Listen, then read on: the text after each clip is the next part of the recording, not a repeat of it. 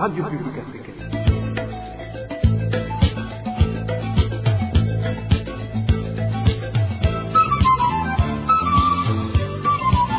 Radio Publique Africaine.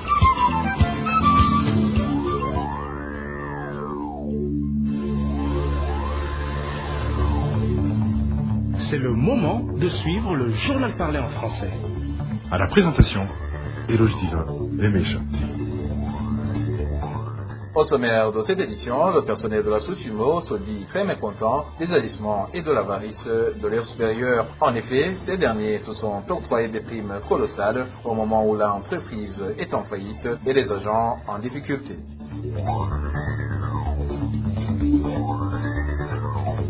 Les habitants de la colline Tchéoué, commune et province Kirundo, s'insurgent contre les contributions forcées destinées à accueillir les responsables du parti CNDD-FDD, l'heure exigée par les membres de ce même parti. Vous aurez les détails dans ce journal.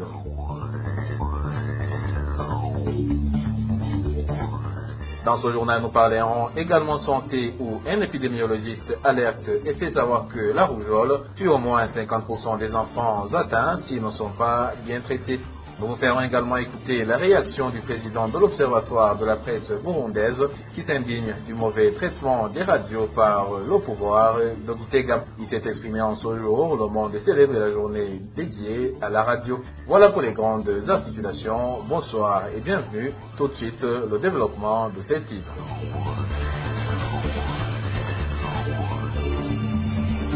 Oh, bonsoir. Commençons par cette page sécuritaire où des coups de feu ont été entendus ce lundi sur la colline Gikurazo en commune Mabanda de la province Makamba au moment où la police essayait d'arrêter des féticheurs en provenance de la Tanzanie. Durant ces échauffourées, certains habitants de la localité ont été arrêtés. Plus de détails avec Onésime de Shimagidze. C'était dans la matinée de ce lundi sur la colline Gikurazo en commune de Mabanda de la province Makamba quand la police a appris la présence d'un groupe d'hommes surnommé Niger, par la Swahili, venant de la Tanzanie. Ces derniers se disaient être capables de détruire la sorcellerie pratiquée par les habitants de la place. C'est ainsi qu'une grande foule de la population s'est rassemblée pour assister à cet événement. La police, pour la disperser, a dû tirer en l'air. Notre source à Gikurazo affirme que ces hommes surnommés Niger se sont automatiquement volatilisés. Ce lundi matin, des distributeurs des objets liés à la sorcellerie se sont dirigés au domicile de M. Naouidja et la population était déjà informée de la présence de ces hommes. Du coup, ces hommes ont ressenti un mauvais esprit dans cette maison et ont décidé d'abord de procéder à la chasse de ce mauvais esprit pour continuer leur mission. La police s'est présentée dans la foulée et a tiré dans l'air pour disperser la population. Cette dernière a essayé de résister en jetant des pierres sur la police qui a par après répliqué en tirant encore une fois beaucoup de balles. Quand la population s'est dispersée, les hommes nigériens ont disparu miraculeusement dans l'air. Au cours de cette opération, la police a arrêté 49 personnes, y compris un certain Naouidja soupçonné d'être en position de grigui fétiche dans sa maison. La population de Gikurazo craint une éventuelle vengeance car dans certaines maisons de la place, y ont été découverts des corps sans vie des bébés nouveau-nés. 49 personnes ont été arrêtées par la police et sont détenues dans le cachot de la commune. Ça se voit que la sécurité a été perturbée sur la colline. Naouidja lui aussi a été arrêté. C'est fort possible que la population se venge car elle a remarqué dans des maisons des corps sans vie des bébés nouveau-nés appartenant aux parents de Gikurazo. À ce propos, la rédaction de la RPA n'a pas encore pu joindre Jean-Berry Hatsungimana, administrateur de la commune de Mabanda. Onésime Dushimagidze est en page droit de l'homme, un habitant de la colline et zone Buringa, en commune Gihanga, de la province Bubanza, a été arrêté par la police jeudi dernier et aurait été conduit dans les cachots du service national de renseignement en mairie de Bujumbura. Ses amis et proches craignent pour sa sécurité et demandent d'être informés sur son état ainsi que le mobile de son arrestation. Reportage signé Emmanuel Nyongeko. Cet habitant de la colline Edzone Buringa, arrêté jeudi le 8 février 2024, s'appelle Désiré Bizimana. Notre source indique qu'il a été arrêté par la police de Gihanga, dirigée par le commissaire communal Philippe Massabarakiza, au moment où il vaquait à ses activités quotidiennes. Ses amis et proches craignent pour sa sécurité. Désiré Bizimana a été intercepté jeudi dernier par la police de Gihanga sous l'égide du commissaire Philippe. Ils l'ont trouvé à son poste d'attache comme gestionnaire des étables. Son rôle était de nourrir des poules et de veiller à l'alimentation des vaches, et il était en bon terme avec les gens. Après l'arrestation, ils ont fait semblant de l'amener à Gihanga, mais ils l'ont livré au service de renseignement. Depuis ce jour de jeudi, nous n'avons aucune nouvelle de Désiré Bizimana. Nous sommes très inquiets et avons beaucoup peur. Ignorant le mobile de son arrestation, les habitants de la colline Buringa demandent que Désiré Bizimana soit libéré. Moi, je me demande si nous sommes retournés dans les années 72 à voir l'allure actuelle des enlèvements. Nous demandons au pouvoir de se ressaisir et de nous montrer où se trouve Désiré afin qu'il revienne continuer son travail. Ce n'est pas compréhensible qu'on vienne prendre une personne comme si de rien n'était.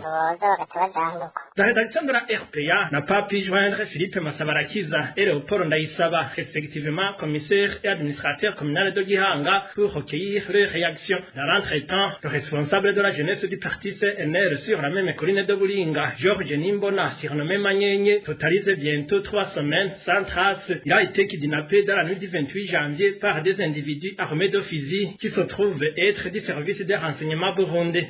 Merci à toi, Emmanuel. Niungeko, droits de l'homme, toujours plus de 400 personnes ont été tuées, plus de 450 blessés et environ 700 arrêtés arbitrairement au cours de l'année 2023. Ceci transparaît dans le rapport annuel de l'Association pour la protection des droits humains et des personnes détenues, APRODH en sigle. La province de Chibitoke bat le record en termes de personnes tuées, suivi par Bujumbura. Le mois de décembre enregistre plus de personnes tuées, tandis que le mois d'octobre compte plus de cas de détentions illégales. Des agents du service national de renseignement et des Imbonerakure en sont les principaux auteurs. Suzanne Mouzaneza nous résume le contenu de ce rapport de la PRODH.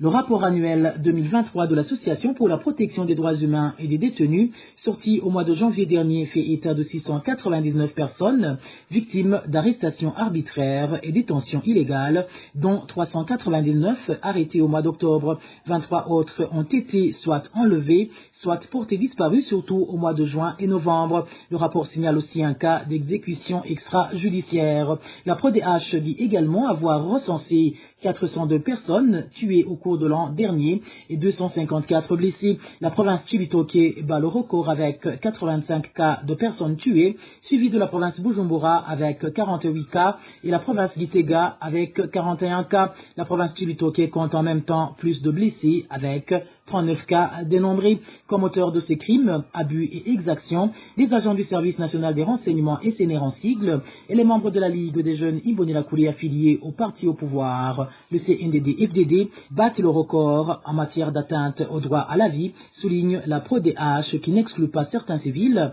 qui, à leur tour, se livrent à de telles pratiques. Par rapport à la situation carcérale, la PRODH avance que les statistiques relatives à la population carcérale par catégorie de détenus au cours de l'année dernière dans les différents établissements pénitentiaires sont alarmantes. En effet, au cours de l'année 2023, le rapport de la PRODH fait état d'une population carcérale de 13 646 détenus, dont 6 713 prévenus et 6 805 condamnés, pour une capacité d'accueil des établissements pénitentiaires burundais de 4 294 détenus, soit un taux d'occupation de plus de 317%. En 2022, le rapport produit par la même organisation renseignait une population carcérale de 12 249 détenus, soit un taux d'occupation de plus de 282%. Au cours de l'année 2023, la population carcérale a connu une augmentation de 1397 détenus, soit 35% par rapport à l'exercice précédent, alors que la capacité d'accueil reste la même. Et les Burundais de la diaspora continuent leur lutte pour le rétablissement d'un état de droit au Burundi, faisant suite à la récente retraite qui a réuni certains membres de la diaspora burundaise en Belgique. Ceux de l'Australie ont adressé une correspondance au ministère des Affaires étrangères de ce pays pour demander sa contribution dans le rétablissement d'un état de droit au Burundi. Pacifique Ndaïsaba, qui représente la diaspora burundaise de l'Australie, explique pourquoi ils ont choisi de s'adresser au ministère des Affaires étrangères de ce pays. Il exprime aussi leur sentiment de satisfaction après avoir reçu la réponse émanant de ce ministère. Écoutez plutôt Pacifique Ndaïsaba. Je vais partager avec mes confrères burundais, les membres de la diaspora burundaise en Australie, que c'est un grand plaisir de recevoir cette lettre du ministère des Relations extérieures de l'Australie en rapport avec notre correspondance où nous demandons que l'Australie, en tant qu'un pays démocratique, en tant que pays qui fait membre du Conseil des droits de l'homme des Nations Unies, de ne pas regarder ailleurs alors que le Burundi, notre pays d'origine, traverse pas seulement une crise, mais est au bord du gouffre.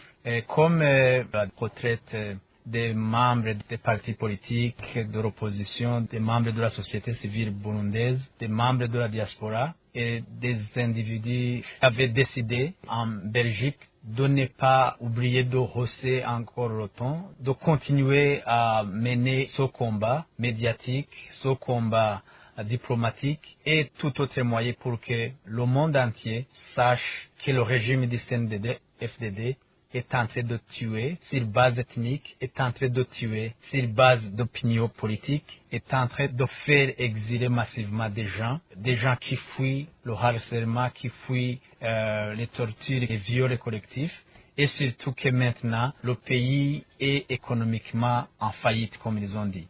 Donc, voir l'Australie nous répondre positivement en mentionnant que l'Australie, depuis des années, surtout après 2015, continue à influencer que le gouvernement en place respecte les droits de l'homme et qu'aussi, pendant 2 ans, l'Australie a voté pour que cette mission des Nations Unies d'investigation soit renouvelée et qu'il continue son travail en matière de violation des droits de l'homme par son même gouvernement. Cette lettre est un grand soutien.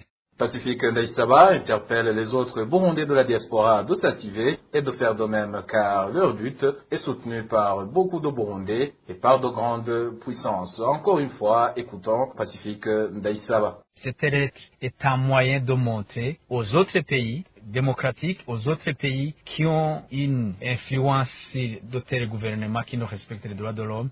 Cette lettre est une autre manifestation que nous ne sommes pas seuls.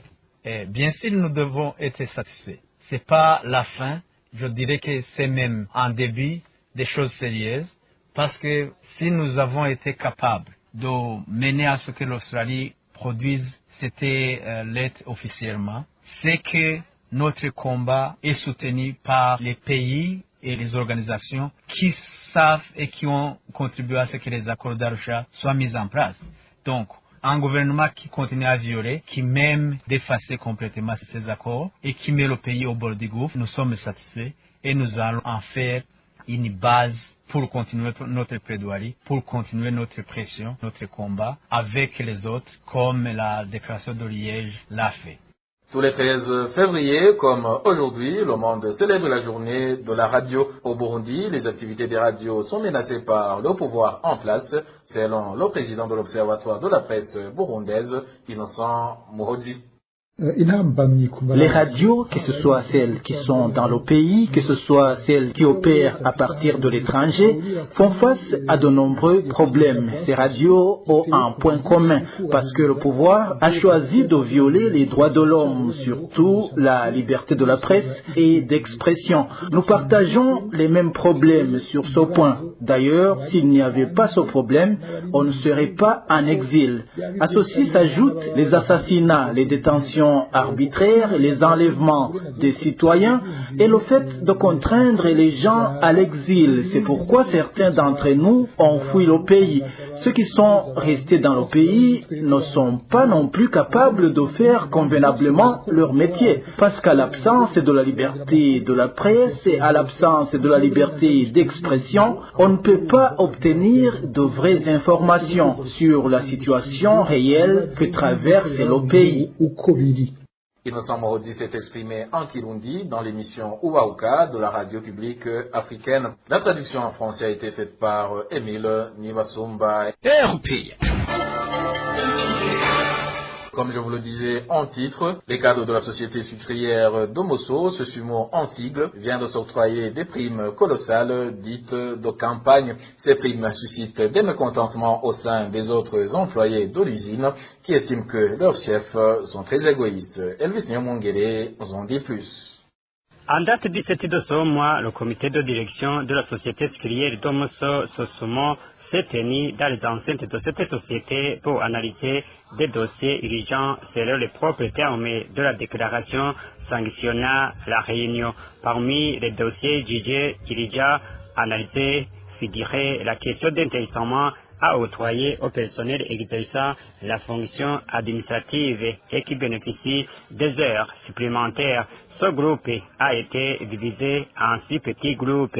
Les membres de ce groupe ont reçu des primes pour, écrit-on dans la déclaration sanctionnant la réunion du comité de direction, reconnaissance des efforts fournis pendant la campagne de récolte et d'usinage de la canne à sucre 2023. Ce groupe est composé des membres du comité de direction. Ils se sont octroyés 1 million de francs burundais. Le deuxième de ce sous-groupe a reçu 500 000 francs et le dernier du groupe 100 000 francs. L'équipe suivante est composée du personnel ayant réhabilité le toit du tank à Milas.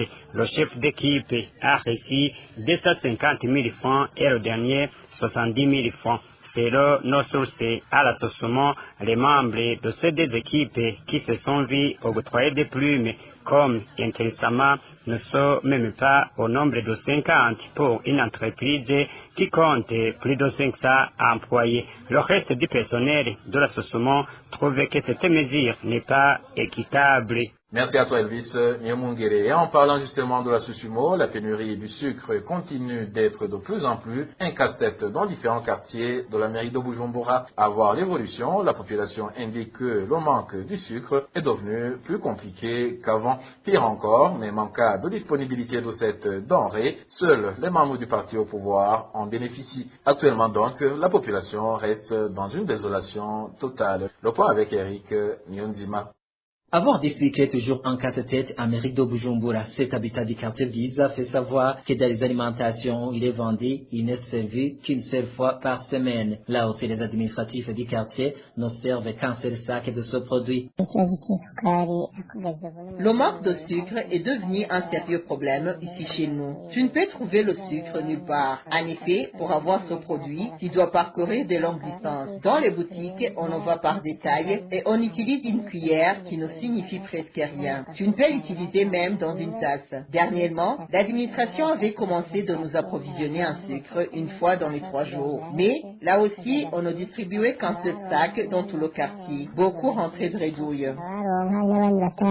La situation est pareille dans les quartiers de la zone Kanyosha et Moussaga. Néanmoins, dans ces quartiers, le sucre n'est servi qu'une fois au mois. Et là aussi, seuls ceux qui sont capables d'acheter des kilogrammes ont le droit d'être servis. Ici, à Kanyosha, tu ne peux trouver du sucre nulle part. Tu peux faire des tours partout à la recherche du sucre sans rien trouver. Ici, le sucre est distribué une fois par mois.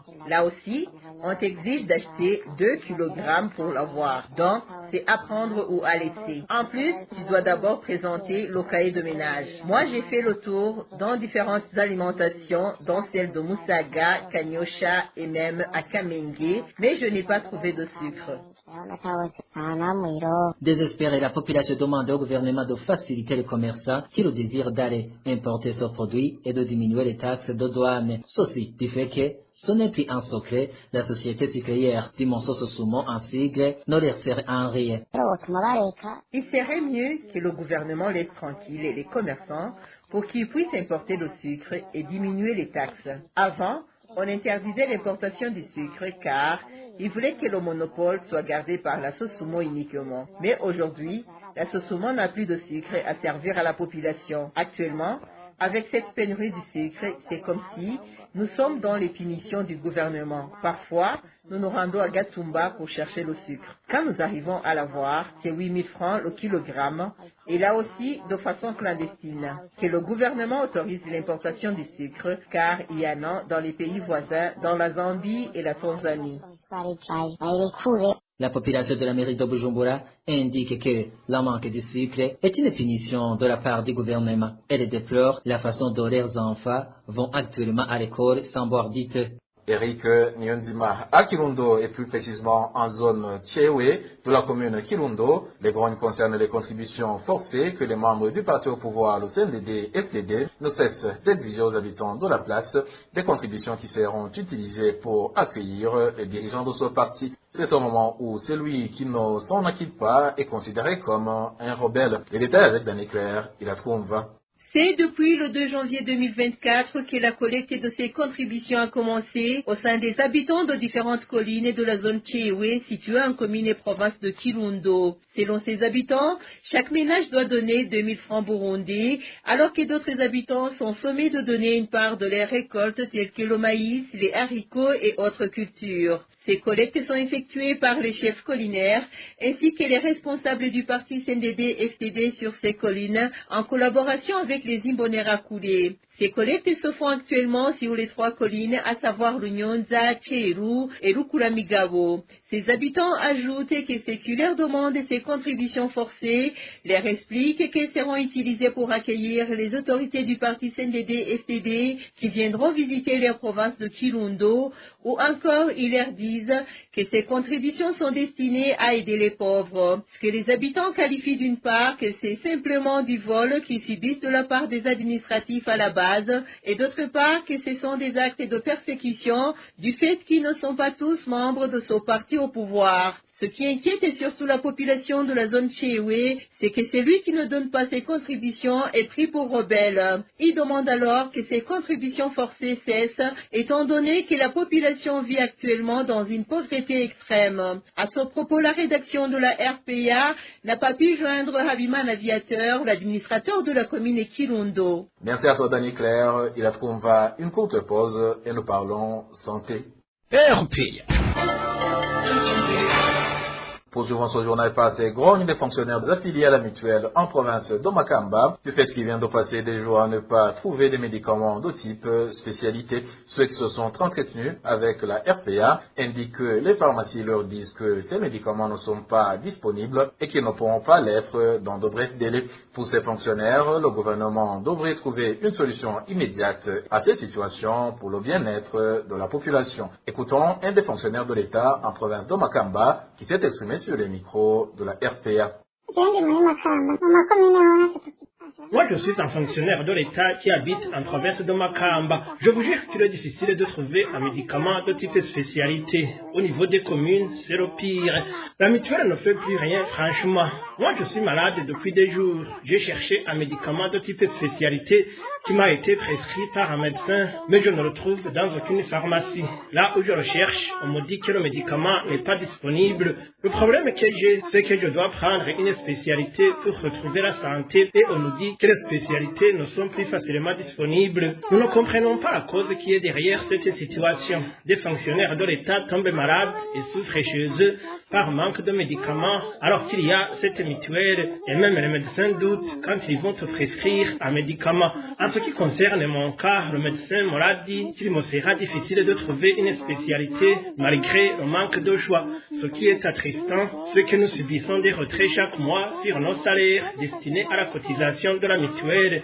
On se demande la finalité de notre argent, vu que nous ne pouvons pas nous soigner convenablement. Personnellement, je trouve que ces cotisations devraient cesser, car nous n'en tirons aucun avantage. On ne sait pas si le gouvernement veut que nous perdions tous la vie.